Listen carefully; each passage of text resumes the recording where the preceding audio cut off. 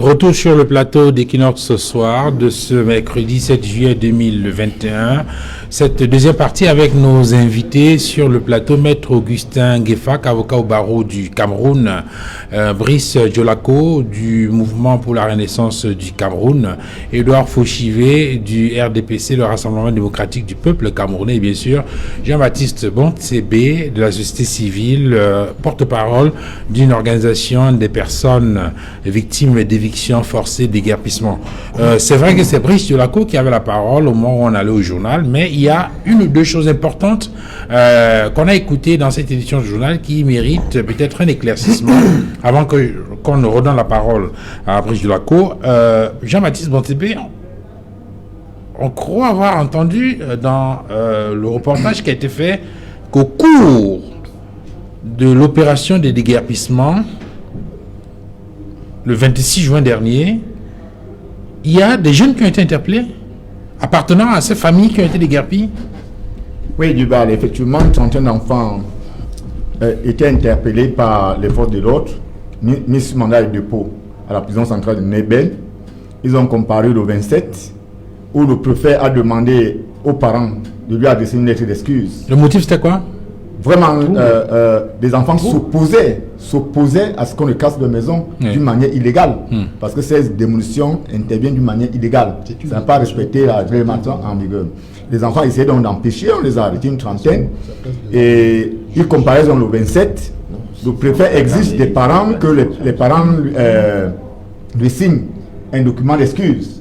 Ceux qui étaient présents ont signé, on a libéré une partie. Et au moment où je vous parle, 12 sont encore à la prison centrale. 12 jeunes. Appartenant à ces familles qui ont été déguerpies.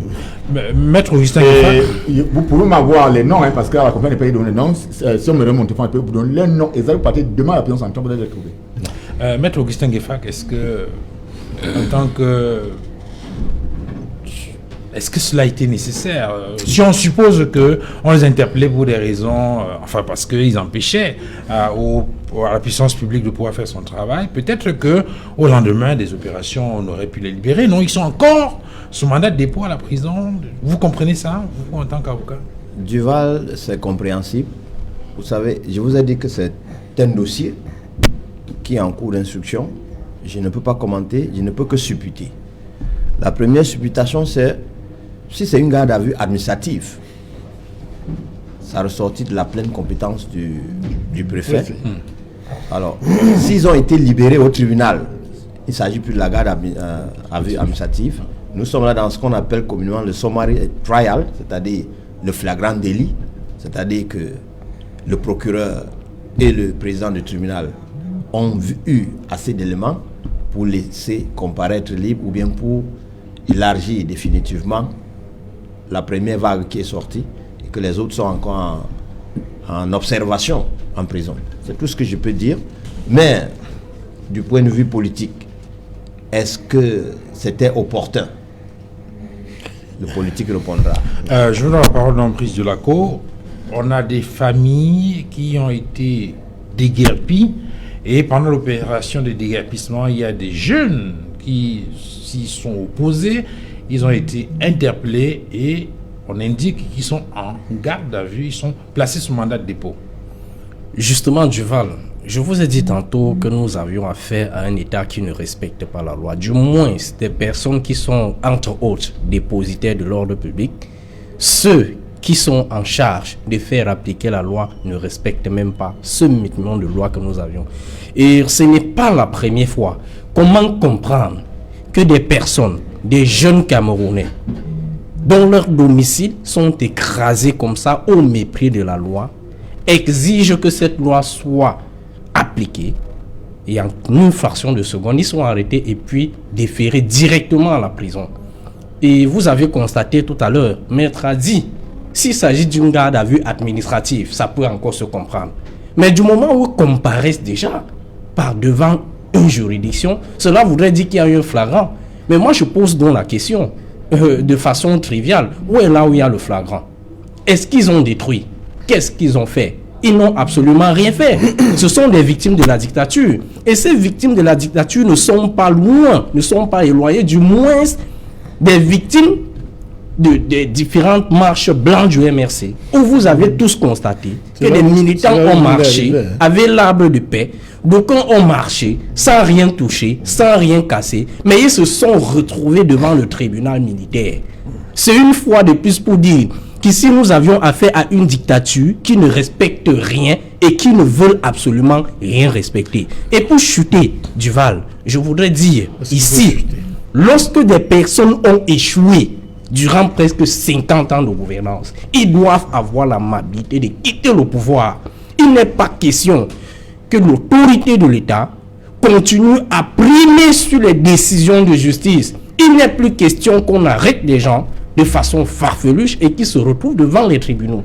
Vous vous imaginez des militants qui ont marché main nue se trouvent devant le tribunal militaire, devant la justice militaire, qui risquent la peine de mort. Vous comprenez que personne n'a, du moins chez eux, ils ne se sont pas inquiétés du fait que les militants soient comparaissent devant un tribunal militaire pour un simple fait d'avoir marché. Mais aujourd'hui, vous constatez que des personnes qui manifestent tout simplement quand la loi s'est appliquée, lors des casses, et ils vont peut-être se retrouver devant le tribunal militaire le lendemain. Qui sait? Alors, Edouard Fauchivé, vous en tant qu'homme politique et natif de Douala 2e, je suppose quand même que vous devez plaider auprès des autorités pour que ces jeunes quand même qui sont encore placés sous mandat de dépôt. Enfin, je ne sais pas comment cela va se passer, mais je suppose que vous devez être quand même un tout petit peu peiné de voir que ces jeunes-là sont placés sous mandat de dépôt. Alors qu'ils n'exprimaient peut-être qu'une colère face à ces déguerpissements. Oui, on peut être gêné, mais on ne peut pas être gêné quand on suit ce genre de langage. La force de l'État est supérieure à tout. Il aimait les jeunes. Décision de justice. La force de l'État, je dis bien la force de l'État, je parle français petit. La force de l'État. La justice est au-dessus de la force de l'État. La justice est au-dessus de tout agent public. Je dis bien ce qu'on demande. Chaque fois que je parle, je me contredis.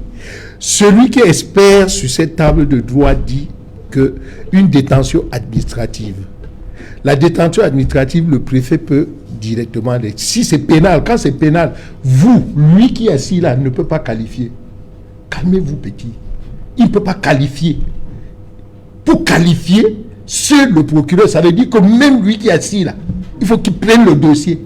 Avant de commenter, on ne commande pas. Petit. Vous avez dit tantôt que seuls les militants du MSC ont cassé les ambassades. S'il vous plaît. Vous étiez le procureur de la République pour qualifier des faits. Il faut avoir honte de vous. Soyez cohérent, docteur. Soyez cohérent. Finalement, ce jeune homme-là, il faut... Retirez le mot jeune homme. Retirez. Vous êtes un jeune homme, vous êtes mon fils. Brice de la Cour. C'est pas possible. S'il vous plaît, on n'a plus que quelques minutes. Moi, je comprends pas. Permettez au docteur Fauchivé de parler, parce que lui, quand vous parlez tout à l'heure, il vous écoute. Je vous écoute. Donc, par politesse, apprenez à comprendre. Et puis, pour question d'autorité, je vous dis, quand je parle, il faut me suivre.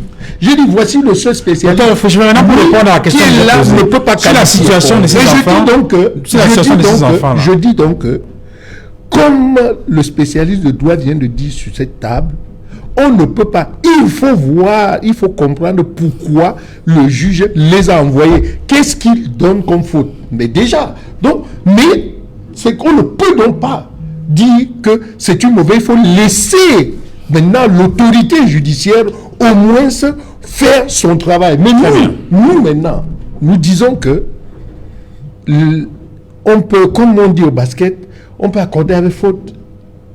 Ça veut dire que ces enfants ils ont perdu un patrimoine. Et puis, même s'ils s'opposaient pour dire, mais vous pouvez nous comprendre.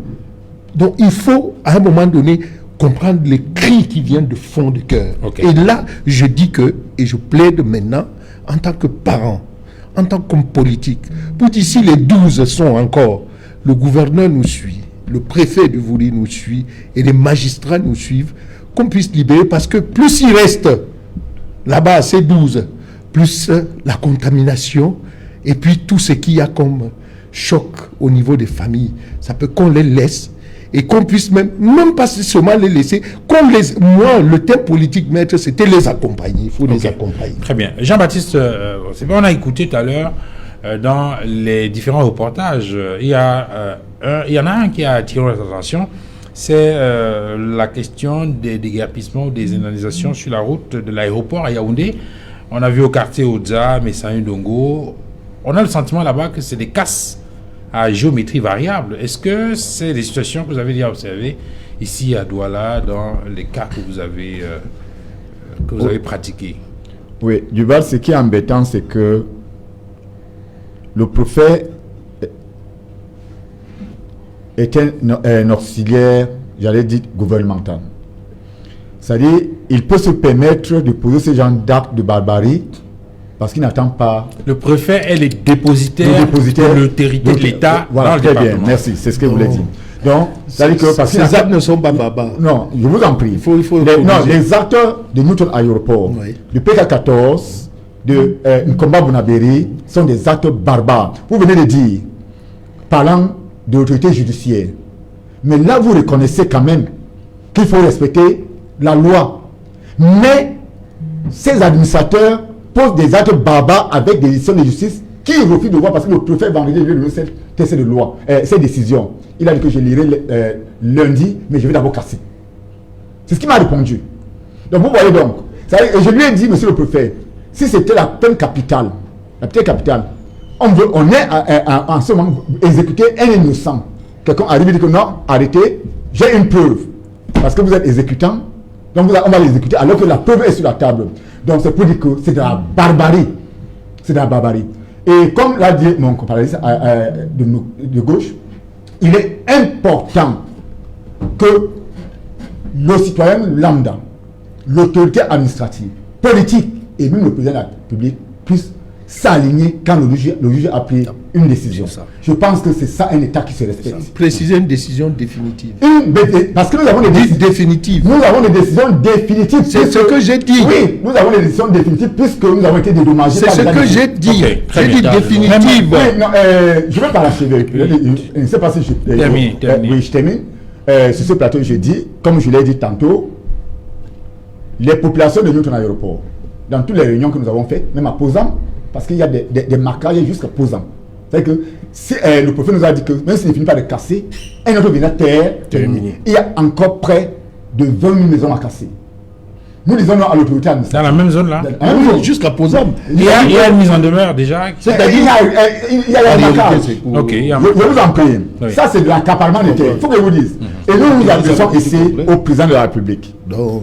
Il est important. Nous ne voulons pas de ça à cet endroit. Les populations sont fatiguées tous les jours dans des tribunaux. Ils n'ont pas de sommeil.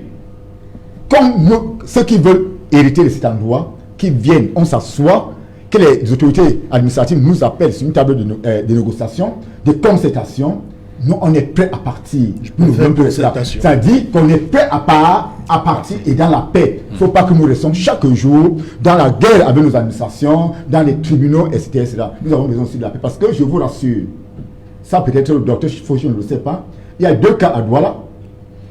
Un cas qui s'est passé le 25 août 2020 à Bounabiri, ici, où M. Kamdem Diedouni a cassé près de 800 familles dans la rue avec un foncier foncier de 10 869. Attendez. Un individu a cassé des maisons. Un individu. Avec quoi? Il a pris la force publique. Ah d'accord, mais dis la force publique. Non, je veux dire que... Non, parce que c'est pour éviter qu'on se retrouve dans la situation de droit de réponse ici. Il faut indiquer de façon claire qui a cassé. Non, je vous dis c'est pas un individu qui monte sur... Non. C'est pas lui qui monte sur les bulldozers qui cassent. C'est lui, pendant que les procédures sont pendantes au tribunal. Je vous en prie, ne me touchez pas. Pendant que les procédures sont pendantes au tribunal, devant le juge administratif, on avait suspendu ce foncier. Et on a allé le jugement au fond. Il a pris la police. Non. Les gendarmes. Demandez au maître de vous expliquer. Non, je vous avoue, il ne peut pas terminer. Je dis d'abord ceci. Permettez qu'il finisse. L'avocat va réaménager, mais je dis d'abord ce qui s'est passé. Il faut dire que le procureur a fait une notification, c'est pas lui. Le procureur n'a jamais notifié. C'est pas possible. Ne me dis pas de dire ce qui n'est pas. D'accord. Terminez donc. Je voulais donc dire ceci. Ce sont des cas récurrents avec la complicité des autorités administratives. Parce que la réunion a eu lieu la veille à la préfecture. La veille. Donc on a donc délégué la force publique, la gendarmerie, les anti-émeutes pour aller mettre 800 familles dans la rue à Boudjongo, Bounabiri, où l'affaire, les problèmes, les différents dossiers sont encore pendant au tribunal. Très bien. Sans décision de justice, sans information, c'est rien. Donc, je nous appelle donc vraiment à respecter, parce que quand on a de l'argent, la force publique, ceux qui ont, les puissants qui ont de l'argent peuvent soulever le ministre à tout moment, le préfet à tout moment, et même si il n'a pas raison, il achète la raison. C'est ce que nous nous demandons. Alors, Maître Augustin Gueffac, c'est vrai qu'il a dit beaucoup de choses, certainement avec beaucoup de passion, ça peut se comprendre. Comment ça se fait? Je vais dire que la procédure en matière, comment ça doit se faire? Parce que lorsqu'on l'écoute, le sentiment qu'on a, c'est que si vous êtes riche et que vous avez de l'argent, vous vous levez un matin, vous allez n'importe où, prenez un bulldozer, vous cassez, vous vous installez. Duval, je comprends sa colère. Je sais qu'il y a des cas de violation de la loi. Il y a des cas d'abus de fonction, d'abus d'autorité. Mais tant que vous n'avez pas un dossier en main, vous devez être prudent, très réservé pour tenir ce genre de propos. Parce que lever la force publique, parce qu'il y a deux variantes. Celle qui vous assiste et celle qui vous accompagne. Vous en levez une juste qui vous accompagne, c'est-à-dire elle se place là pour demander au locataire de sortir. Si le locataire émet une réserve ou bien une résistance, cette force-là va reculer. Vous retournerez maintenant chercher la force qui va vous accompagner pour briser la résistance. Or, dans le cas concret, pour que le procureur de la République autorise la force publique qui va vous accompagner, il y a une série de pièces qui doivent être présentées. Donc, et aucun fait un peu. Quand vous intervenez, vous voulez faire croire au public que vous avez raison. Le procureur général, je vous en prie, ce 25, les cas de contrôle. On ne va pas revenir sur ce dossier. J'ai les documents. Ce qui nous intéresse, Jean-Baptiste, nous voulons nous limiter aux préoccupations qui ont été évoquées par les députés parce que cela, à mon sens, résume ou concentre l'essentiel des difficultés. Et effectivement, lorsqu'on a écouté les députés, ils ont dit qu'il y a l'accaparement des terres au Cameroun par une minorité de riches au détriment des populations pauvres, vulnérables et sans défense. Il faut dénoncer ça. Il faut dénoncer. On ne peut pas aujourd'hui, avec quelqu'un qui a son titre foncier, se voir normalement être chassé, parce qu'il faut dire le terme, c'est chasser. Nous disons à haute voix que ce n'est pas possible. Dans le cas d'espèces, par rapport à Newton, si ce sont des Camerounais qui sont en train de chasser les Camerounais pour venir implanter, on ne sait pas quoi, ça sera, je crois que cette zone ne sera jamais en paix. Mais si c'est parce que la structure économique les ADC, si les ADC ont un titre foncier et veulent développer maintenant cette histoire de la politique d'extension, c'est autre chose. Mais si, par rapport au ce que les députés ont dit, si on se retrouve demain avec une industrie implantée là-bas, franchement, nous avons des zones où les industries peuvent s'implanter. Mais sur le cas de Newton Aéroport, je crois qu'il a été suffisamment clair. Et je suppose qu'il porte la voix des autres. Il indique qu'ils ne veulent plus continuer ce bras de fer. Ils veulent partir. Tout ce qu'ils veulent, c'est de discuter avec les autres et d'obtenir l'indemnisation pour aller s'installer ailleurs. Duval, l'État, nous avons vu au niveau de Yaoundé, nous avons même parlé tout à l'heure avec Maître, nous avons vu l'autoroute Yaoundé-Douala, où les gens ont dit, il n'y a pas de continuité de travaux. Ce n'est pas question de politique, c'est question de social, de l'équité sociale. Si vous ne pouvez pas venir dire à quelqu'un de partir de sa propriété, mais vous devez, c'est pour ça que nous parlons d'accompagner. Vous payez le juste prix et vous l'accompagnez. Et l'État doit veiller. Pour que c'est le cas, l'État doit veiller. L'État doit veiller. La loi parle de l'indemnisation. J'ai compris. On parle d'accompagnement. Vous ne connaissez plus fort. Normalement, c'est le terme politique. Non, c'est le terme politique.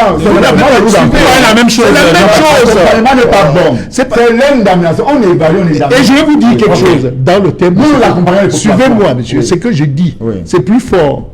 Parce que dans l'accompagnement, on peut vous donner de l'argent, on dit que votre parcelle c'est 500 000, on vous donne 500 000. Moi je veux au-delà de 500 000. On vous donne 500 000 et on va te chercher un terrain où vous pouvez investir les 500 000. C'est ça l'accompagnement. La loi a prévu le recasement et l'indemnisation. Ok, bon, vous parlez la même chose. C'est la même chose. Alors Brice Djolako, il y a quand même, lorsqu'on regarde les différents reportages qu'on a dans le journal de 20h qui vient de passer, que ce soit dans les cas de Yaoundé, que ce soit dans le cas de Douala, ou que ce soit dans d'autres cas où par exemple il y a des projets structurants qui doivent être développés sur des espaces sur lesquels on a dégagé les gens et qu'il faut payer. On se rend compte qu'il y a des difficultés d'indemnisation, entre autres. Le sentiment qu'on a en écoutant tous ces éléments-là, c'est que si rien n'est fait, on est là en face d'une véritable bombe sociale à retardement. Tout à fait. Justement, nous sommes même déjà en face, pas dire que si rien n'est fait, nous sommes déjà en face d'un véritable bombe à retardement. Et la situation ne date pas d'aujourd'hui. Lorsqu'on a annoncé la construction du pont à eau profonde de Kribi, nous avions constaté les mêmes faits, que les riches se sont accaparés des centaines d'hectares au niveau de Kribi, au détriment des pauvres populations qui ne peuvent pas agir face à une certaine justice aux ordres des riches. Il faut le parler, c'est une justice aux ordres des riches. Et le même boom s'est prolongé au niveau de Yaoundé dans la construction de la route de l'autoroute de l'aéroport. Et ce même problème se pose aujourd'hui dans la construction de la route d'Akom 2 dans le sud. Et on peut également dégriner autant de chapitres en ce qui concerne le cas. Mais ce qu'il faut comprendre aujourd'hui, c'est de poser d'abord la première préoccupation. À qui profite le Kim? Qui est celui qui est derrière cette affaire? Il s'agit là probablement des hommes fortement riches et particulièrement militants du RDPC qui font tous les moyens possibles pour mettre la population mal à l'aise. La preuve en est que partout où nous avions constaté ces expropriations forcées, il y a toujours un riche militant du RDPC derrière l'affaire. Et lorsque l'acte est posé, il revient construire des gros immeubles, il revient investir des stations d'essence. Et dans le cadre de l'aéroport de Douala, vous allez constater, je le dis, parce que les informations, nous les recevons, que certains militants du RDPC, aussi fortement riches, qui sont derrière cette affaire, et il est possible que dans les jours qui vont suivre, que vous verrez des investissements, vont construire des hôtels, construire des stations à essence. Ils vont construire, ils vont investir. C'est un fait. Ce sont les riches qui arrachent les terres. C'est une réalité du Val. C'est une réalité. Nous allons beaucoup spéculer. Nous allons beaucoup spéculer. Mais rassurez-vous que ces personnes-là le font en complicité avec certains juges véreux. Tous ne sont pas véreux, il faut d'abord l'avouer. J'espère que comme tu as dit, derrière le dossier, Docteur Fauchivé, vous devez souffrir un peu de m'écouter. Parce que vous devez souffrir de m'écouter. Parce que je sais ce que je dis va vous blesser. Je sais bien ce que je dis va vous blesser. Parce que vous, RDPC, vous n'êtes pas habitués à la vérité. Vous êtes habitués au mensonge. C'est la raison pour laquelle sur un plateau comme ceci, vous êtes blessé parce que moi, je dis la vérité. Pour m'écouter une minute. Bien sûr. Est-ce que vous pouvez m'écouter une minute? C'est pas possible. Edouard Fouchier, vous pouvez m'écouter une minute? Mais c'est lui, pas moi. Est-ce que vous pouvez m'écouter une minute? Bien sûr. Messieurs, je vous remercie d'être venus sur ce plateau. Merci à vous, Jean-Baptiste. J'espère que vous allez continuer avec les ambassadeurs à Paris. D'être venu, Brice Delacour. Merci à vous, Maître Gouissin. Alors là, merci à vous, madame, messieurs, d'avoir regardé cette autre livraison d'Equinox Soir. Mes condoléances à mes amis de Pétionville. Comment on peut parler avec quelqu'un comme ça? Bonsoir chez vous.